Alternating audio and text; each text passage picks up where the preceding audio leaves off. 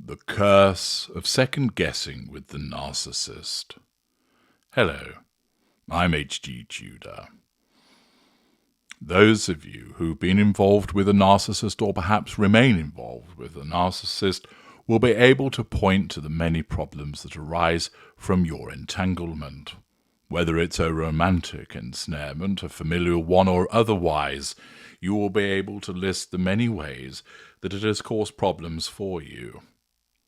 Chief amongst them will be the concept of second guessing. Your attempts to try and understand what the narcissist actually means. Why did they do what they did? Why are they doing what they are doing? What did they mean when they said this? Why was it that they forgot to do that? Ordinarily, in your relationships with people, you are able to understand why people do things and why they say things. The meaning is plain to you. However, when it comes to your involvement with the narcissist, you will find yourself repeatedly trying to second guess what the narcissist actually meant in relation to something that the narcissist has said or done. In many of my consultations where I help people achieve freedom and enable them to understand what's going on, I am regularly presented with people either explaining a scenario and then asking me, what did this mean, HG? Or why was this done? Or often presenting me with an exchange of text messages that they ask me to decipher and unravel for them. This is hugely important because, unlike other classifications of individuals, empathic victims of a narcissist are beset by the need to pursue the truth. Empaths have a truth-seeker trait, and for some it's particularly strong. And emotional thinking gets hold of this truth-seeker trait and causes them to want to understand, why did the narcissist do this? What did the narcissist mean when they wrote that? What was the narcissist hinting at when he or she said this?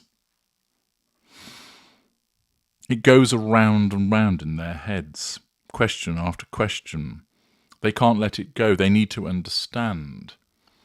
They think about it, perhaps talk about it with friends and family who are able to offer no meaningful insight. Sometimes they go down particular routes, ending up in cul-de-sacs, getting to the wrong place. The need for that answer is so important. Normals, for instance, largely jettison it. I don't know why he did as he did. Makes no sense to me, but fuck him. Unafflicted by the addiction, they are not held in place by a corruption of their own truth-seeker trait. Instead, they simply reach the conclusion, I can't understand this individual, and I'm not going to waste any more time doing so. But such a route is much harder for the empathic victim to get to, as a consequence of, first of all, a much stronger truth-seeker trait, and also the corrupting effects of their addiction to the narcissist and the emotional thinking which seizes that strong truth-seeker trait and uses it against them. Thus, they find themselves engaged in this exercise of wondering why the narcissist did as they did. One of the major difficulties that the empathic victim faces is an understandable but incorrect application of the appropriate lens to understanding the narcissist's behavior. The victim sees the world in a particular way, and throughout their life, they have largely dealt with people who have seen the world in a similar way. This has meant that when somebody has said, I love you, they understand, yes, that means that they love me. They're not faced with some conflicting information which causes them to wonder, but do they actually love me because they've said this? Or they told me that they love me, but then they went and did this instead. So what's behind that? What does that actually mean? When they're dealing with somebody who sees the world in a similar way to themselves, life is comparatively straightforward. You're able to understand the plain meaning of what people say and what they do. And because you are exposed to that on a daily basis, that becomes an embedded way of behavior. And then along comes the narcissist. Nobody spots us when we first come along, and indeed, when you move into the corrective devaluation or the sustained devaluation, things aren't quite adding up. Rather than walk away, you continue to try and solve the problems. Is it you that's caused them? Is it something else? Is the narcissist tired? Are they under stress? This perhaps can be resolved. If I understand why they're doing what they're doing, if I understand the meaning behind what that person has said, I'll be able to help them. A combination of truth-seeking and the desire to fix and heal keeps that empathic victim in situ with the narcissist. But unaware that they're dealing with a narcissist, they continue to try and understand what the narcissist does from their own worldview, one which is governed by emotional empathy. So, for example, they will find themselves thinking, well, he told me that he loves me, and then he was really horrible to me. I don't understand why he's been really horrible to me if he loves me. It doesn't make sense. What's behind that? And thus this causes particular anguish to the victim as they try to work out why the narcissist was horrible to them, given the fact that the narcissist loves them. Naturally, what they don't realize is that the fact that the individual is a narcissist means that they can't love them. And that means that because they don't love that individual, because of the absence of emotional empathy, that makes it easy for them to then be horrible to that victim. The fact that they have threatened control means that the narcissism prompts a response in the narcissist to nullify that threat to control, and does so through a malign method of manipulation. But the victim doesn't know all of this. They might not even recognize they're dealing with a narcissist, and even when they do, they fail to appreciate what that actually means, how that impacts upon them. And thus they become subjected to the curse of second-guessing, always wondering why the narcissist has done as they have done and what is behind what they've said. And it leads to confusion. It leads to puzzlement. It leads to them tearing their hair out in frustration as they try to understand what's happening.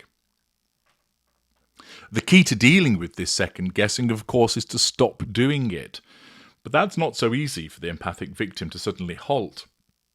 Their heightened emotional thinking as a consequence of being in the relationship with the narcissist, and the fact that that truth-seeker trait is almost on high alert to find out what's going on, means it's particularly difficult for the empathic victim to walk away from the circumstances and simply say, forget it, I don't need to know. Whereas the normal would do that, the empath really struggles. They find it near impossible to walk away from cracking the code, from solving the puzzle. Thus, they need to get an answer. They need to find an answer. And often, they'll ask the narcissist themselves, what did you mean when you said this? And they'll just be subjected to a circular conversation or a word salad. Their frustration continues. Satisfaction is not achieved. It becomes repeatedly difficult for them. They go and ask other people, he said this, what do you think, and then did that, what do you think's behind it? The individual offers their observations as best they can, but they don't understand narcissism, they're not experts, and thus the puzzle remains unsolved. The curse of the second guessing remains. What it is important for you to do to stop this second guessing is, of course, to reduce your emotional thinking, which means implementing no contact.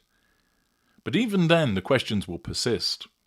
And in order to remove the second guessing, which proves such a curse to you, you have to look at the world through the narcissist perspective and recognize that everything that the narcissist does in relation to an interaction with another human being or a potential interaction with another human being is seen through that lens of the prime aims: control, fuel, character traits, and residual benefits. Thus, when you're confused about something that the narcissist has said because it doesn't track in your world, you tell yourself, I'm dealing with a narcissist. I've evidently threatened his sense of control. That means he's needed to nullify that threat, and he's done so by making that remark about me, because that's a provocation. That provocation is designed to get me under control and for me to provide fuel. Now it makes sense to me. Part of your brain will still be fighting to understand it through your worldview, through your lens. But you must push that to one side and apply my work, apply that lens to create that understanding. He hasn't turned up. I don't understand. He's always punctual. Why isn't he here? He is a narcissist, therefore he has no sense of obligation. That means he'll turn up when he deems it appropriate. It's probably the case that he's focused on somebody else, and therefore I am not on his radar. Therefore, it's as if I don't exist. You now understand why that narcissist is late. The narcissist said this: it doesn't make any sense to me. Again, consider the circumstances. It's likely you've threatened the narcissist's sense of control. The narcissist must nullify that threat. Therefore, an insult is issued towards you. The insult in your world doesn't make any sense. He's always called you beautiful or handsome, and now to criticize your looks. Why all of a sudden is he doing this? It doesn't make sense. He's always been so complimentary. The fact is, you must have offended his need for control in some way. You might not be able to spot how you did it, but you have done so. And in some instances, it's simply enough to tell yourself, I've evidently threatened his need for control. I don't know how I've done it, but I evidently have. And therefore, in order to nullify the threat to control that I've created, he now needs to criticize me. And his narcissism has selected a criticism of my looks. Even though that doesn't sit with his behavior beforehand, the only consistency with the narcissist is the pursuit of the prime aims. Therefore, it is entirely appropriate for him to compliment me 20 times and then insult my looks, because it is only the time that he's insulting that matters, because he operates in the now.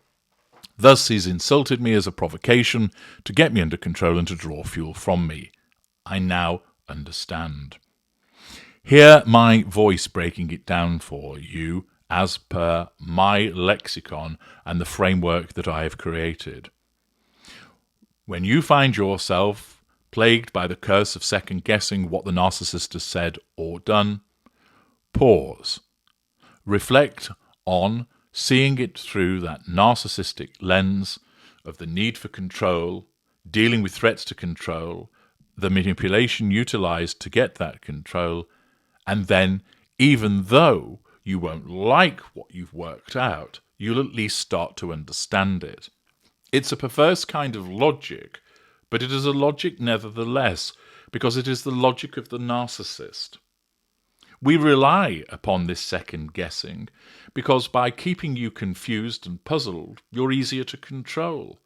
By virtue of the fact that, driven by your truth-seeker trait, you repeatedly second guess what the narcissist has said and done, rather than just shrugging and walking away from it, it makes it easier for the narcissist to assert that control over you. The shifting sands keep you in place. And thus, whilst the curse of the second guessing is something that is always evident when it comes to the empathic victim, there are naturally ways of dealing with it through my work. I'm H.G. Tudor. Thank you for listening.